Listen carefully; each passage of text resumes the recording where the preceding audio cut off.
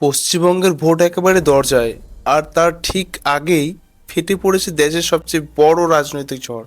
ED, I-PAC, Mamata Banerjee, কয়লা কেলেঙ্কারির সব একসঙ্গে জড়িয়ে পড়েছে।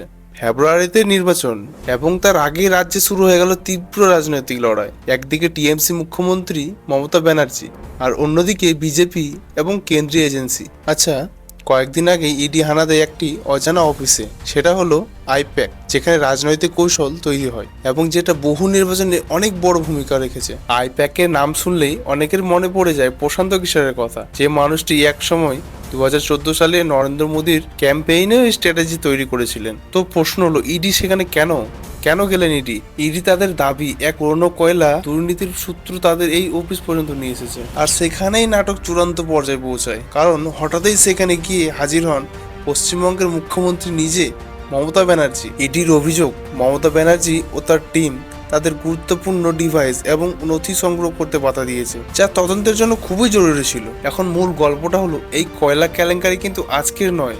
2020 সালে প্রথম অভিযোগ উঠে যে সরকারি কয়লা সঠিক পথে না গিয়ে কালো বাজারে বিক্রি হচ্ছে। আর শোনা যাচ্ছে এই মামলায় রাজনৈতিক যোগের অভিযোগও আছে, যাদের মধ্যে একজনের নাম উঠে আসে, মাঝি নামে এক ব্যক্তি, যিনি প্রভাবশালী রাজনৈতিক যোগাযোগের সঙ্গে যুক্ত। মামলাটি প্রথমে যায় সিবিআই এর হাতে, কিন্তু টাকা পয়সার ঘোরাফেরার প্রমাণ হওয়ার পর তদন্তের দায়িত্বের অংশ চলে আসে ইডির কাছে, মানি লন্ডারিং আইনের আওতায়। গত কয়েক বছর অনেক জিজ্ঞাসাবাদ করা হয়েছে, অভিষেক ব্যানার্জিও সেই তালিকায়, মমতা ব্যানার্জি ভাইপো এবং টিএমসির মুখ্য নেতা। সব রাজনৈতিক দল অপোনেন্টকে প্রশ্ন করে, কিন্তু শেষ পর্যন্ত দোষী প্রমাণ করার দায়িত্ব আদালতেরই হয়। ইডির দাবি, তাদের কাছে এমন তথ্য এসেছে যা দেখায় এই স্কিমের সঙ্গে আইপ্যাকের যোগ থাকতে পারে, তাই তারা সেখানে পৌঁছেছে প্রমাণ সংগ্রহ করার জন্য। কিন্তু গল্পের অন্য পিঠও আছে। অনেকে প্রশ্ন তুলছেন, এটা কি তদন্ত নাকি নির্বাচনের সঙ্গে রাজনৈতিক অস্ত্র?